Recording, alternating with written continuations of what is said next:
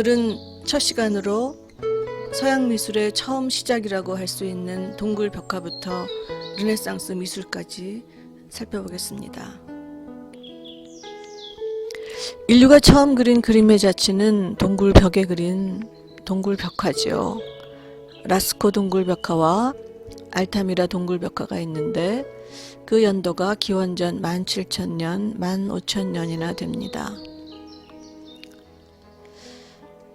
그 다음은 이집트의 고분 벽화 같은 것인데 이 그림들은 원근법이 적용되지 않은 그림들입니다. 원근법은 15세기 르네상스 시대부터 그림에 적용되기 시작하는 법칙인데 2차원의 평면에 3차원적인 입체감을 주는 기술이죠. 그러니까 마치 사진을 보는 것처럼 현실과 똑같은 입체감을 주는 눈속임입니다. 그런데 이집트 회화는 그런 것을 적용하고 있지 않지요. 그래서 얼굴은 옆면을, 가슴은 정면을 그리고 있습니다. 그래서 뭔가 포즈가 어색하지요. 이 그림은 원근법이 적용되지 않은 그림의 전형입니다. 위에서 본 연못을 그리는데 그 안에 물고기는 옆에서 본 모습을 그리고 못가의 나무들도 정면에서 본 모습입니다. 이제 1100년대로 올라와 수태고지라는 그림을 보겠습니다. 이 내용은 천사가 마리아에게 와서 이제 곧 아기를 수태하게 될 것을 고지하는 그림인데요. 일단 굉장히 평면적입니다. 이것도 아직 본격적인 원근법이 적용되기 전이지요. 원근법을 가장 효과적으로 보이게 하는 것이 뒷배경인데 여기에는 뒷배경도 없고 인물들도 만화처럼 평면적입니다. 참고로 여기 마리아의 튜닉은 청색인데 당시 마리아의 겉옷은 모두 청색으로 칠해져 있습니다. 이유는 너무 단순하죠. 당시 청색 물감이 제일 비싼 물감이었다고 합니다.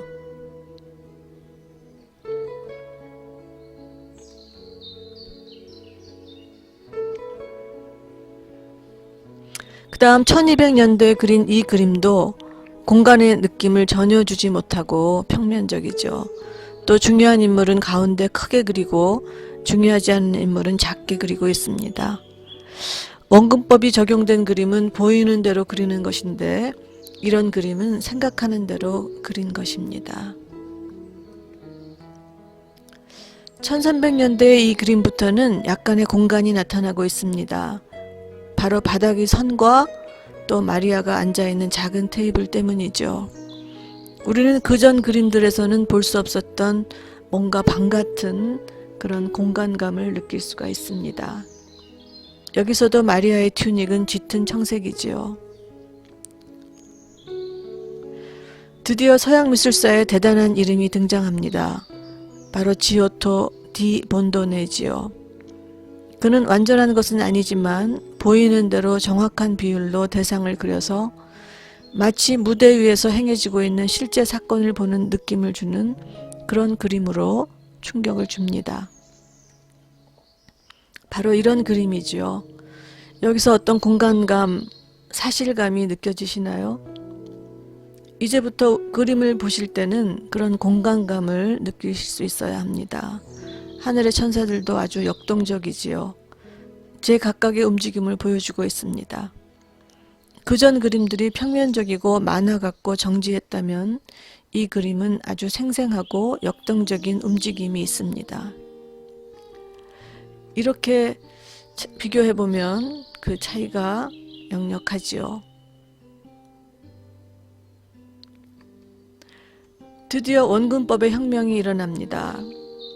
원근법은 치밀한 수학적 계산에 의해 2차원 평면에 3차원의 공간을 재현하는 것인데 건축가 브루넬레스키에 의해서 고안되었습니다.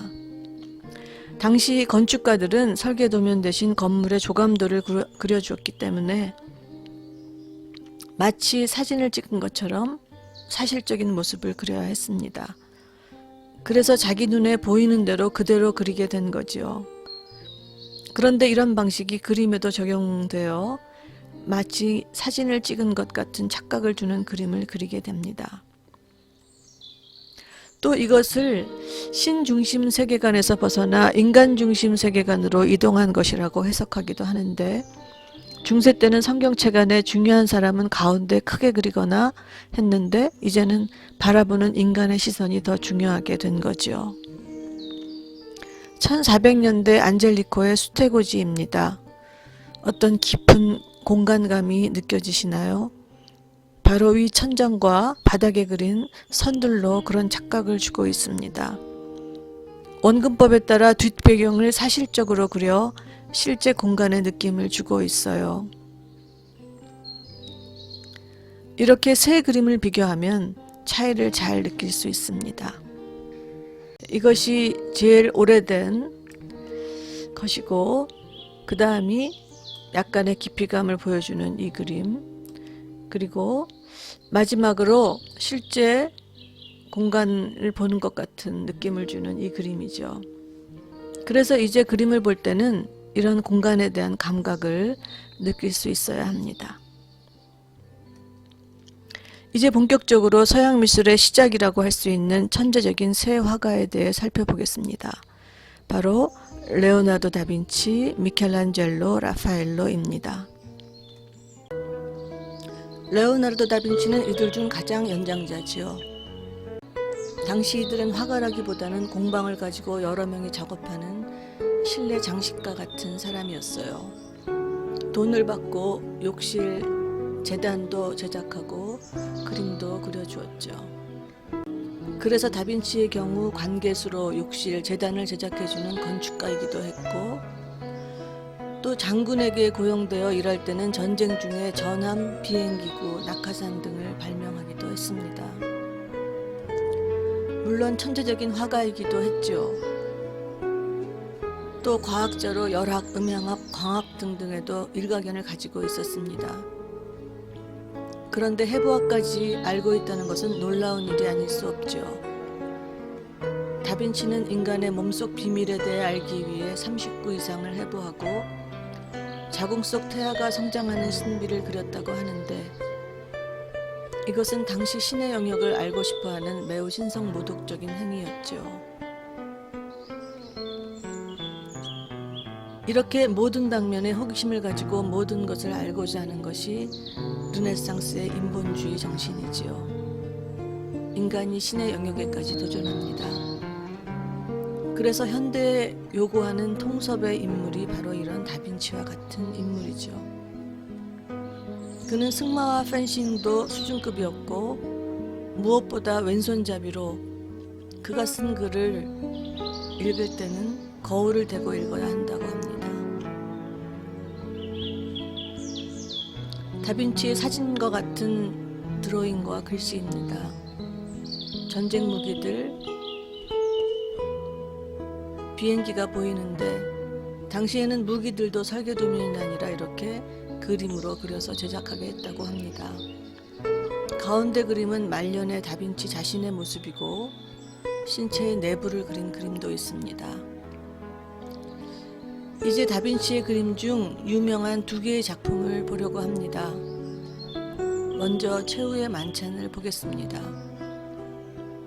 이 그림은 이탈리아의 수도원 식당벽에 그린 그림이지요.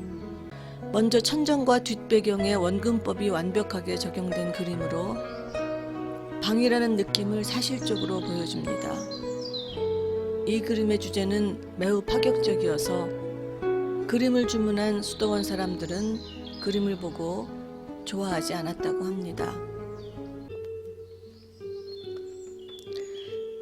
당시 성화는 매우 엄숙하고 성스러운 분위기를 가지고 있었는데, 이 그림은 마지막 만찬 후 예수가 제자들에게 너희 중 한 명이 나를 팔 거다 라는 폭탄 선언을 하자 제자들이 소스라쳐 놀라 시끄럽게 동요하는 장면을 그리고 있죠.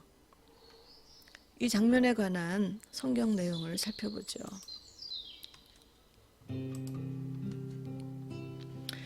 예수님이 나와 접시 위에 같이 손을 얹는 자가 나를 팔 거다라는 것과 베드로가 예수의 가장 사랑하는 자에게 귓속말로 묻는 이야기가 씌어져 있습니다. 네, 그들이 먹을 때 이르시되 내가 진실로 너희에게 이르노니 너희 중에 한 사람이 나를 팔리라 하시니 그들이 몹시 근심하여 각각 여짜오되 주여 나는 아니지요. 대답하여 이르시되 나와 함께 그릇에 손을 넣는 그가 나를 팔리라. 예수의 제자 중 하나 곧 그가 사랑하시는 자가 예수의 품에 의지하여 누웠는지라. 시몬 베드로가 머리짓을 하여 말하되 말씀하신 자가 누구인지 말하라 하니. 성경대로 여기 머리가 희끗희끗한 베드로가 예수의 품에 누워있던 제자를 불러 지금 귓속말로 묻습니다. 누가 우리 스승을 판다는 거냐고. 그림 속에서 머리가 희고 대머리인 사람은 항상 베드로죠. 열쇠를 듣고 있으면 분명한 베드로입니다. 예수님이 내게 천국 열쇠를 주겠다고 했기 때문에 열쇠를 들고 머리가 흰 사람은 베드로입니다. 나머지 제자들도 셋씩 짝은 지어 있는데 오직 여기 유다만이 혼자서 예수님과 같은 접시 위에 손을 올려놓고 있죠. 그리고 이 그림에는 미스테리가 하나 있는데 바로 여기 단도를 든 손입니다. 이 부분인데 단도를 든 손이 그려져 있죠. 이 제자의 손이면 좋겠는데 이 제자의 손은 앞에 가지런히 모아져 있어서 이 손은 베드로의 손으로 밖에는 볼 수 없습니다. 네, 다른 그림을 보면 이렇게 베드로의 손으로 밖에는 볼 수가 없죠. 다빈치의 또 다른 유명한 그림 모나리자를 보기 전에 드로잉을 먼저 보죠. 이것이 다빈치가 그리는 얼굴 드로잉의 특징이죠. 도자기빛 피부라든가 탄력 등 정말 살아있는 사람 같은 그 부피감이 생생하게 나타나 있습니다. 전에 만화 같은 그림만 보던 사람들에게 이것은 완전한 충격이었죠.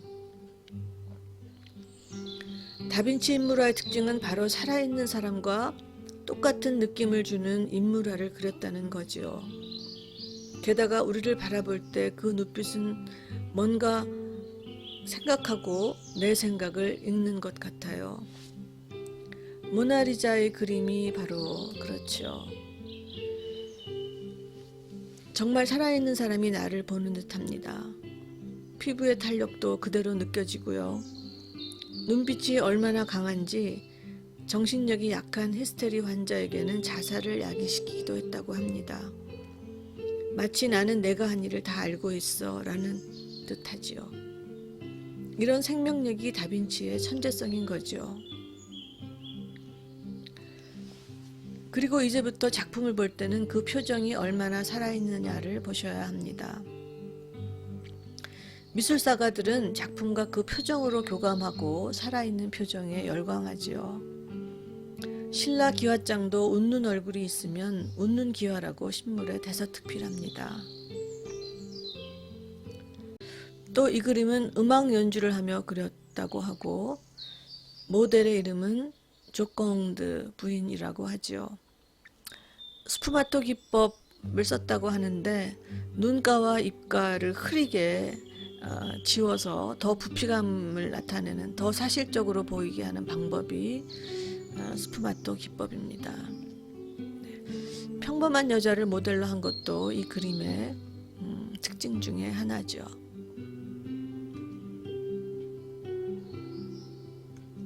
다음은 미켈란젤로입니다. 미켈란젤로는 원래 조각가였어요. 최고의 조각으로 피에타라는 작품을 꼽을 수 있습니다. 피에타는 경건이란 뜻으로 성모 마리아가 십자가에서 내린 죽은 예수를 안고 있는 모든 작품에 피에타라는 제목을 붙입니다.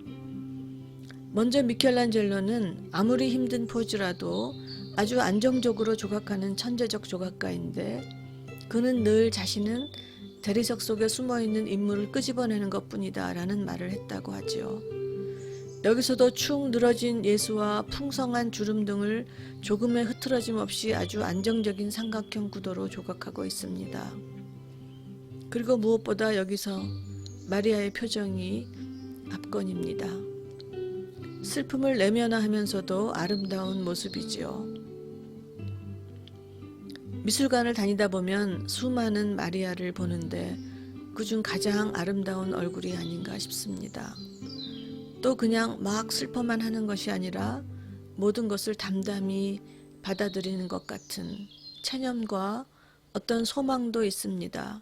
예수가 부활할 거라는, 모든 게 하나님 뜻이라는. 손바닥을 위로 하고 있는 마리아의 왼손도 기가 막히지요. 전체적인 구도를 안정감 있게 할 뿐 아니라 내면적으로 모든 걸 내려놓았다는 걸 보여주기도 합니다.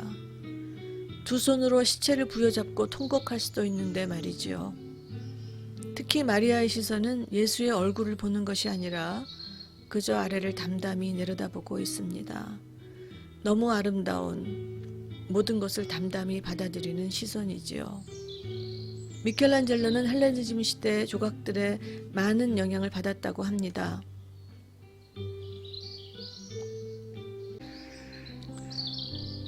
에거니 앤 엑스타시라는 영화 속에 나오는 이 피에타 조각상의 장면을 잠깐 살펴보겠습니다. Here that glory of the sculptor's art, the famed Pietà of St. Peter's, now on exhibition at the New York World's Fair. Created by Michelangelo when he was 23. Finished, polished, no detail untouched.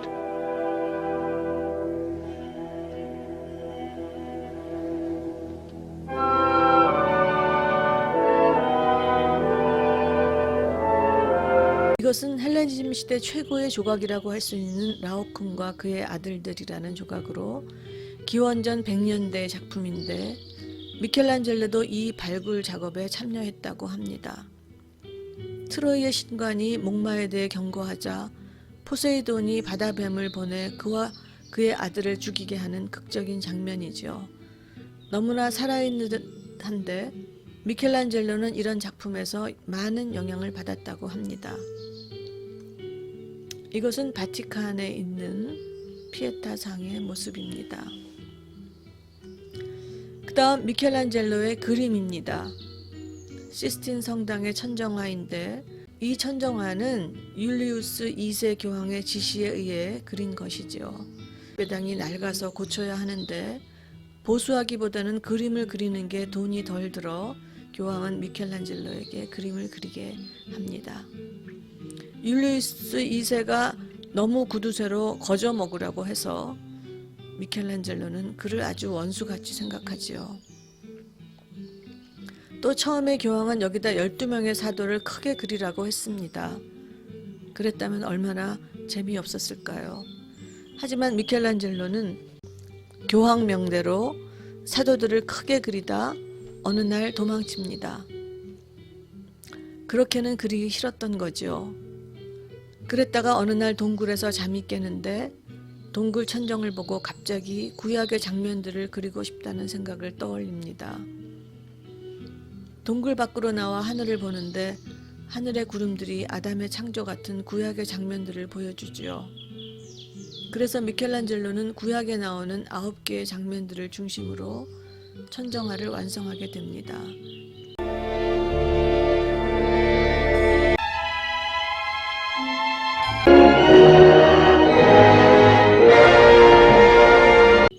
그런데 문제는 아니 그의 천재성은 그림들이 누드로 점철되어 있다는 거였죠.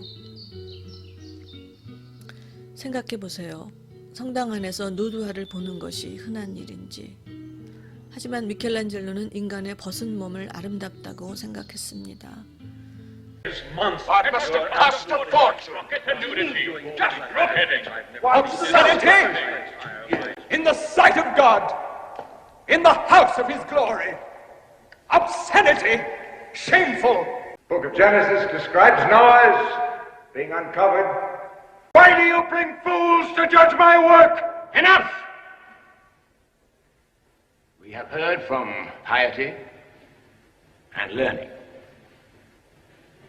And both are wrong. The panels will not be changed. well will you learn respect? 아담의 창조 부분을 보죠. 볼 때마다 감탄을 금할 수 없는 것이 이 그림은 당시 인간에 대한 생각, 그러니까 인간은 타락한 죄인으로 감히 신 앞에 얼굴도 둘 수 없는 수치스러운 존재라는 것에 정면으로 도전하고 있죠. 당시 교회에서는 하나님도 무서운 심판의 하나님이라고 가르쳤는데 아담과 손가락 끝을 맞대는 이 그림의 하나님은 너무나 인간적이고 자애로워 보입니다. 이 그림은 너무나 르네상스적이에요. 너무나 인본주의적이죠. 인간이 신만큼 아름답고 아름다운 벗은 몸으로 당당히 하나님을 바라봅니다. 하나님은 오히려 거룩하기는커녕 무슨 근육질의 노인처럼 그려져서 마치 그리스 신화의 제우스 같죠. 너무나 인간적인 하나님의 모습입니다. 구도도 둘 다 수평 구도로 되어 있어 크기도 비슷합니다. 그리고 아담에게 하나님이 친히 찾아오셨죠. 이 그림을 배경으로 만든 영화 에거니 앤 엑스타시라는 영화 속에서 율리우스 2세 교황은 이 그림을 보며 미켈란젤로에게 묻지요. 심판의 하나님이 어떻게 이렇게 자유로울 수 있느냐고, 또 수치스러운 죄인 아담이 이렇게 아름답고 당당하냐고. Is that truly how you see him, my son? Yes, Holy Father. Not angry, not vengeful, but like that. Strong, benign, loving. He knows anger too, but the act of creation is an act of love. You have not had an easy life, my son, but you can picture him like that. And this is how you see man. Noble, beautiful, unafraid. How else should I see him? As he is. Corrupt and evil. His hands dripping with blood destined for damnation. How did you arrive at this? I wanted to paint man as he was first created. Innocent. Still free of sin. Grateful for the gift of life. 다음 셋 중 제일 막내인 라파엘로의 그림을 보죠. 먼저 아테네 학당입니다. 이 그림은 당시 교황의 사무실 벽에 그려졌다고 하니 당시 유럽 기독교에서 그리스 철학자들이 얼마나 중요한 존재인지를 알 수 있지요. 초기 기독교 이론인 교부 철학은 기독교 이론과 플라톤 이론이 접목된 것이죠. 그래서 이 그림에서도 플라톤은 제일 가운데 그려져 있어요. 교부 철학 다음은 스콜라 철학인데 이것은 아리스토텔레스의 논리학을 바탕으로 하고 있죠. 그래서 플라톤 옆에 젊은 아리스토텔레스가 서 있습니다. 그림의 가운데 위치한 이 둘은 서양 철학과 서양 신학의 시작이지요. 플라톤의 모습은 많이 본 모습이지요. 모델이 바로 레오나르도 다빈치입니다. 그 다음 녹색 옷을 입은 여기 소크라테스, 그 다음에 에피크로스, 큰 책을 들고 있는 피타고라스가 있습니다. 팔을 괴고 있는 이 사람은 헤라클레이토스라는 철학자인데 이 인물의 모델은 미켈란젤로입니다. 그 다음에 계단에 앉아있는 거지 철학자 디오게네스이고 바닥에 뭔가를 쓰고 있는 사람은 유클리트인데 모델이 베드로 성당을 건축한 브라만테를 모델로 하고 있죠. 그리고 마지막으로 여기 검은 모자를 쓴 이 사람이 라파엘로 자신입니다. 그러니까 이 그림에는 다빈치, 미켈란젤로, 라파엘로 세 명이 모두 등장하는 것이죠. 이 그림은 뒷배경을 통해 아주 깊은 공간감을 완벽하게 그려내고 있어 원근법을 성공적으로 잘 구사한 작품입니다. 그리고 가운데 서 있는 플라톤과 아리스토텔레스의 모습은 우리에게 많은 것을 의미합니다.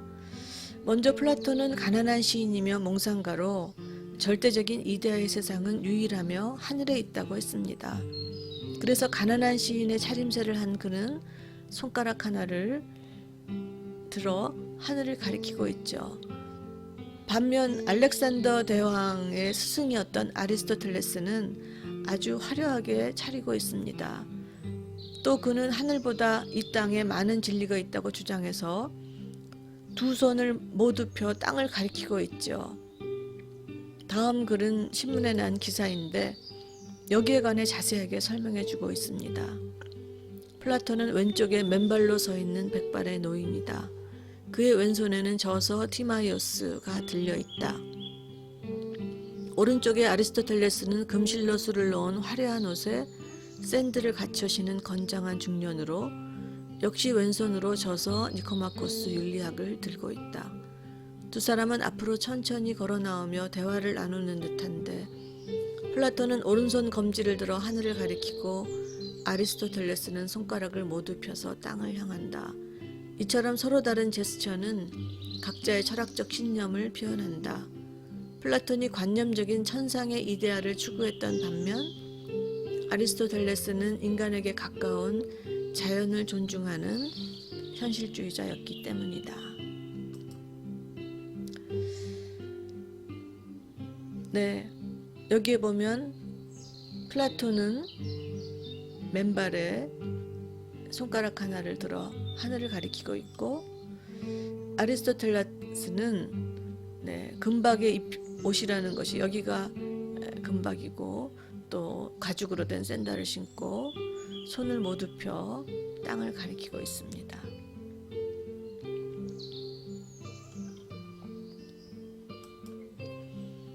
다음은 라파엘로의 두 번째 그림으로 대공의 성모를 보겠습니다. 라파엘로 성모 그림의 특징은 마리아가 성스러움 뿐 아니라 인간적인 아름다움도 가지고 있다는 것입니다. 그러니까 이것도 매우 르네상스적인 성모의 모습이죠.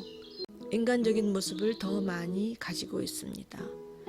그래서 고대의 여신 같은 우아함과 기독교적인 경건함을 동시에 가지고 있습니다.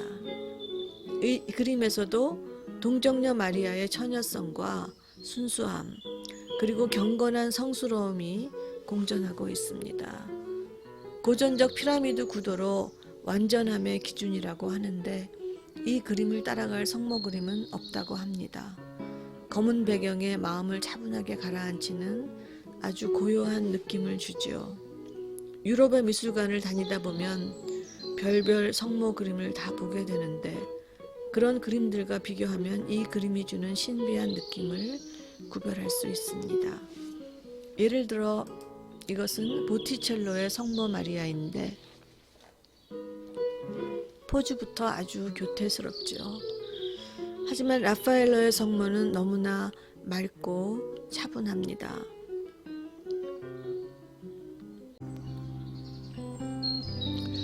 이것으로 인문학으로 보는 서양 미술사 첫 시간을 마치겠습니다. 다음 시간에는 아르테미시아라는 서양 미술사에서 보기 드문 여자 화가의 이야기를 들려드리겠습니다.